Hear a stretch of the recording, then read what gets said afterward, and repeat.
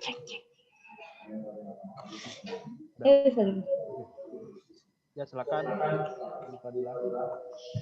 Assalamualaikum warahmatullahi wabarakatuh. Waalaikumsalam warahmatullahi wabarakatuh. Pada kesempatan kali ini saya akan mempresentasikan tentang materi sebelumnya, yaitu objek, class, message, and method.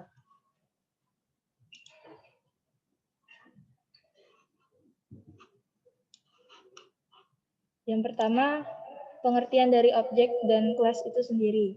Objek merupakan suatu yang bisa terlihat dari fisik maupun konsepnya. Objek memiliki atribut yang menggambarkan karakteristiknya, serta memiliki beberapa metode atau fungsi pada data-data yang ada. Sedangkan kelas merupakan kumpulan dari objek yang sejenis. Fungsi kelas biasanya untuk menyusun objek dan membuat objek dengan atribut dan objek yang sama. Selanjutnya saya memiliki contoh dari kelas dan objek.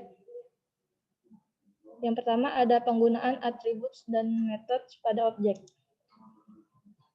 Bisa dilihat di sini untuk yang di stabilo warna kuning itu merupakan contoh dari penggunaan atribut objek, sedangkan di bawahnya yaitu penggunaan atribut metode pada kelas.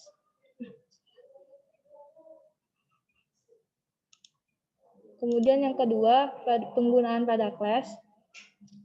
Mungkin dari sini juga sudah terlihat perbedaannya. Jadi dari dua contoh sebelumnya dapat saya simpulkan perbedaan utama antara objek dan kelas adalah cara atribut dan metode diperlakukan dalam objek dan kelas.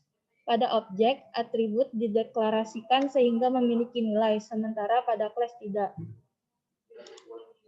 Kemudian di sini ada message and method.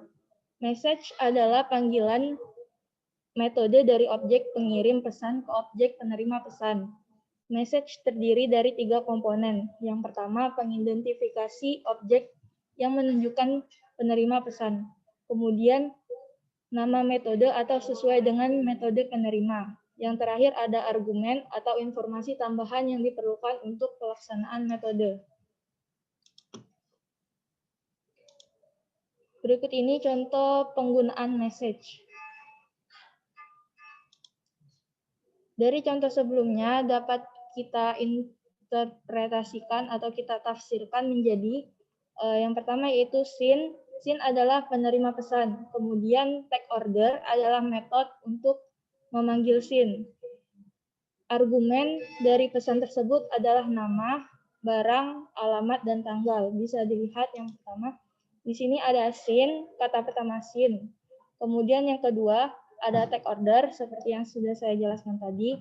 Kemudian argumennya di sini setelah tanda kurung dan diawali oleh tanda kutip 2. Yang terakhir ada method. Method adalah sekumpulan operasi yang dijalankan oleh suatu objek setelah menerima pesan yang valid. Sekian dari presentasi saya. Terima kasih. Oke, terima kasih.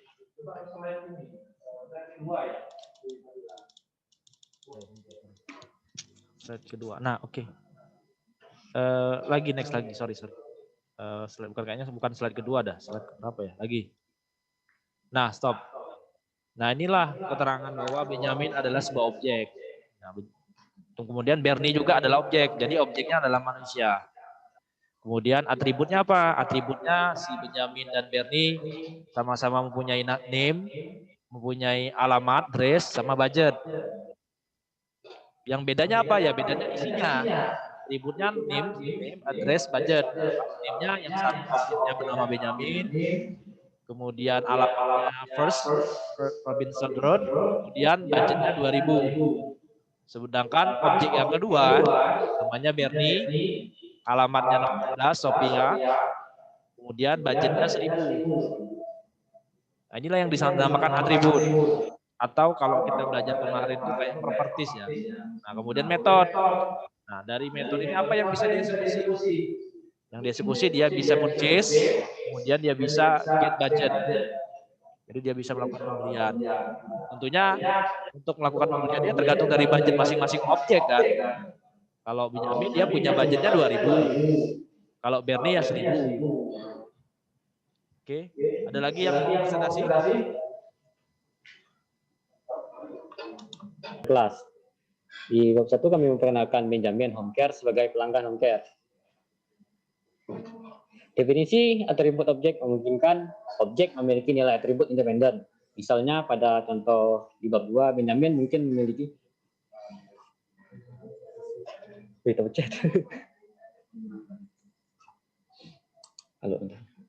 Misalnya Benjamin mungkin memiliki anggaran lebih besar.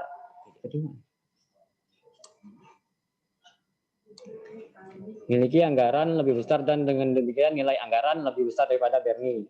Selain atribut, Benjamin dan Bernie juga menunjukkan beberapa perilaku khas pelanggan. Misalnya Benjamin dan Bernie melakukan metode saat melakukan pembelian. Untuk contoh codingannya dapat kita lihat. Benjamin sebagai objek berisikan atribut dengan belum muncul di filmnya, belum muncul.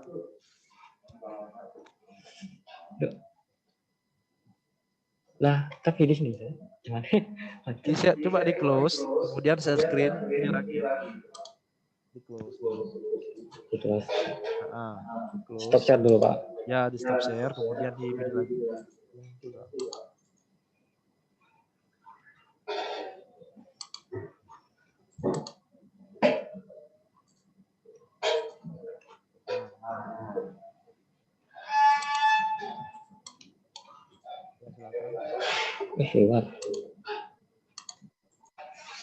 Untuk contoh codingannya dapat dilihat dengan judul Benjamin as object, berisikan atribut.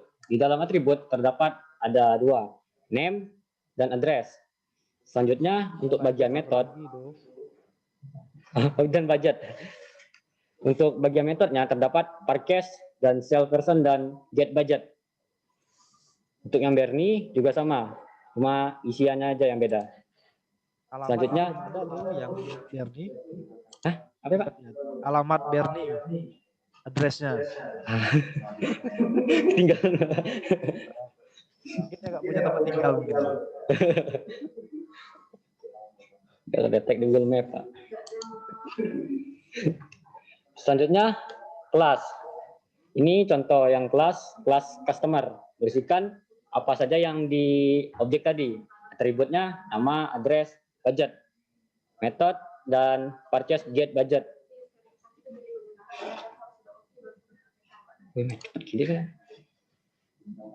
Satu perbedaan antara objek dan kelas adalah cara atribut dan metode diperlakukan dalam objek dan kelas.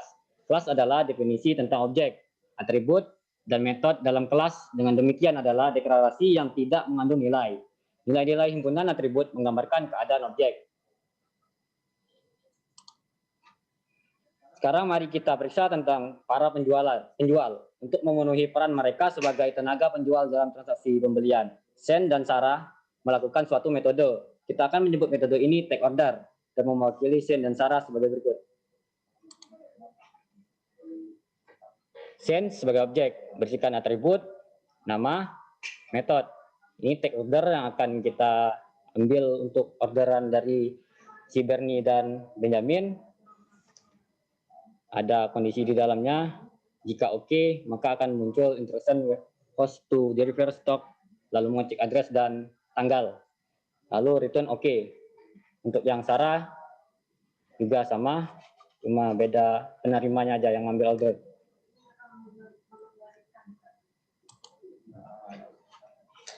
Ini contoh codingan yang lebih ke arah strukturnya. Kelas sell person, berisikan atribut, nama, lalu metodenya take order. Lalu di sini ada check dan ada kondisi if dan else. Selanjutnya message dan metode. Message adalah pemanggilan metode dari Message adalah panggilan metode dari objek pengirim pesan ke objek penerima pesan. Objek mengirim pesan adalah pengirim, sedangkan objek menerima pesan adalah penerima. Sebuah objek menanggapi pesan dengan menjalankan salah satu metodenya. Pesan terdiri dari 3 komponen. Pertama, pengidentifikasi objek yang menunjukkan penerima pesan, nama metode sesuai dengan metode penerima, dan argumen, informasi tambahan yang diperlukan untuk pelaksanaan metode.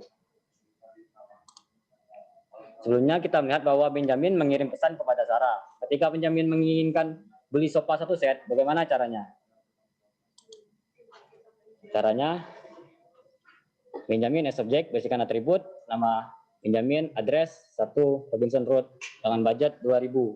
Metodenya menggunakan parkes, lalu get budget, return budget. Maka di sini kita akan panggil menggunakan take order, send, take order, berisikan nama, barang yang dipesan, alamat, dan tanggal pemesanan.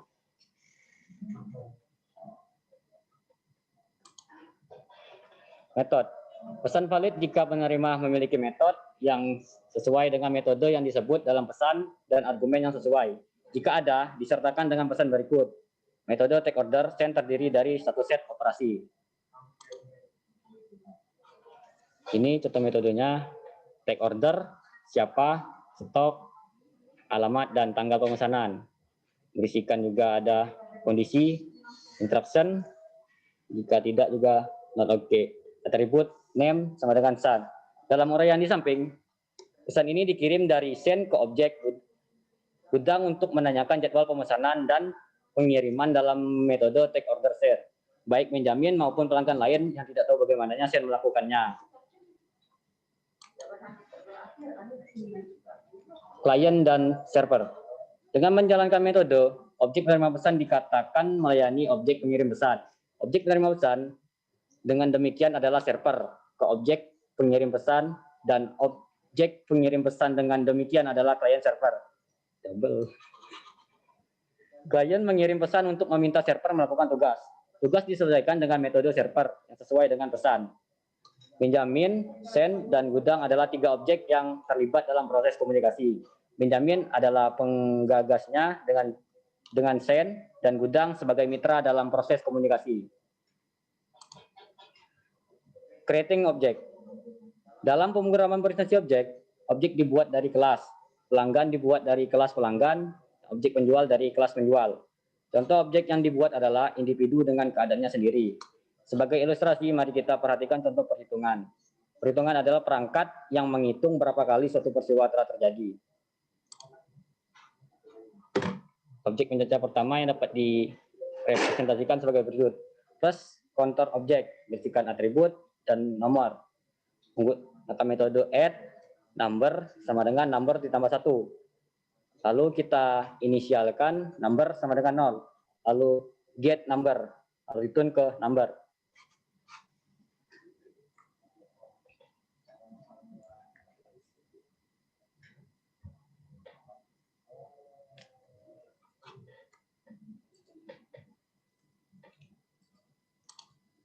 Lalu kita akan lanjut ke second counter object.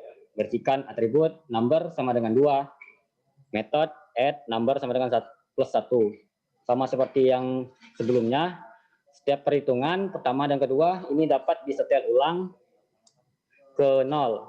Nah, inisial number sama dengan 0 dan bertambah melalui otomatis inisialisasi dan tambahkan masing-masing dan direpresentasikan sebagai berikut. Ini dia kelas kantor tadi.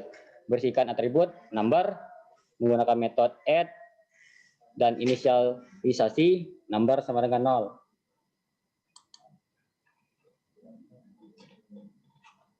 Untuk objek kantor keempat yang baru dibuat, ia memiliki status yang diwakili dengan nomor atribut dengan nilai 0. Nilai pada inisialisasi. For kantor 4, atribut nilai sama dengan 0. Lalu menggunakan metode add, number sama dengan plus 1. Inisialisasi number sama dengan 0, sama dengan yang sebelumnya, counter 1, counter 2, dan counter 3.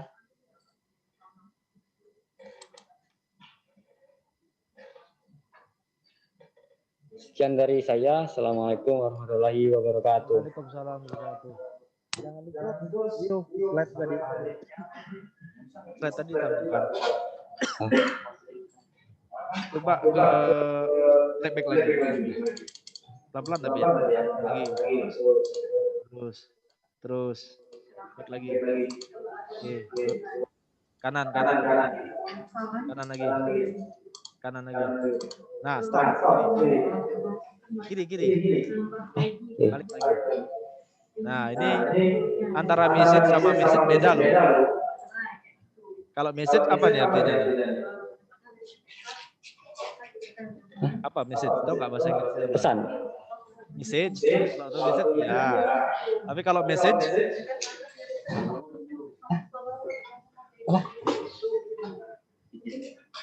apa nih message? Salah tulis ya. Apa artinya tahu nggak? Salah tulis. Itu bahaya tuh kalau misalkan orang lain ya. Salah tulis Pak. Tahu nggak? Ada yang tahu artinya? Udah tahu Pak. Apa salsa mungkin ya bahasa Inggris? Ya benar. Jadi kalau ini artinya pijit. Salah tulis Pak. Jadi di inisiasi berarti Benjamin ini tukang pijit gitu ya.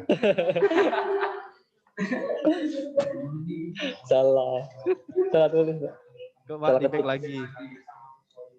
Back lagi Rio. Saya lupa. Ke kiri kanan Pak. Ke kiri. Ada lagi. Enggak, ini udah benar. Back lagi. Nah, ini stop. Ini ada scene sama Sarah. Misalkan yang scene namanya scene. Kemudian ada metode take order. Di sini di take order ini ada fungsi. Yang pertama dia mengecek di warehouse-nya, di gudangnya itu stoknya masih ada apa enggak. Yang pertama. Yang kedua dia mengecek jadwal delivery-nya udah sesuai atau belum. Nah, kemudian jika oke, maka dia akan eksekusi nih instruksi mendeliver stoknya.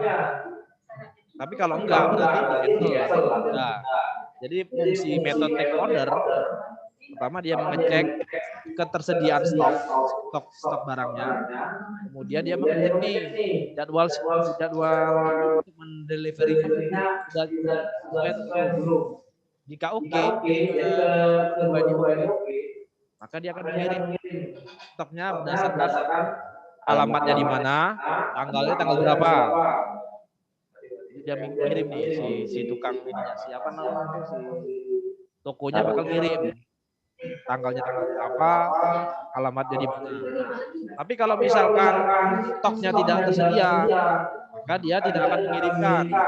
Atau misalkan jadwalnya tidak sesuai, misalkan hari libur, walaupun stoknya tersedia, dia tetap nggak mengirim. Makanya cek kedua-duanya ini harus oke. Oke, lagi coba Kiri kanan Pak. kanan coba. Ini tinggal 1 menit lagi ya, karena saya pakainya gratis ya, Zoom-nya. Ntar lagi kita buat link baru. Nah, kodenya seperti ini nih, take order. Ada namanya, terus nama barang yang dipesannya apa, kemudian alamatnya apa, kemudian tanggal berapa yang mau diantar. Jadi take order sendiri mempunyai masukan namanya, nama barang, alamat, sama tanggal di take order. Jadi ada nyebutannya berupa nama barang, alamat, sama tanggal. Lanjut ke kanan lagi. Oke, oh ini udah ya. Oke, ya ini lagi ke depan. Oke. Nah, ini atributnya counter dia penting jumlah barangnya sekarang ada berapa. Misalkan awalnya 10, ketika ada penambahan dia menambah jadi 11, sorry. 10 ditambah 1 jadi 11. Kemudian dia inisialnya nomornya awalnya dari 0. Ntar kita nge-get-nya number. Nanti kita belajar bagaimana sih men-setter dan getter. Oke, karena ini udah habis, saya buat link baru ya.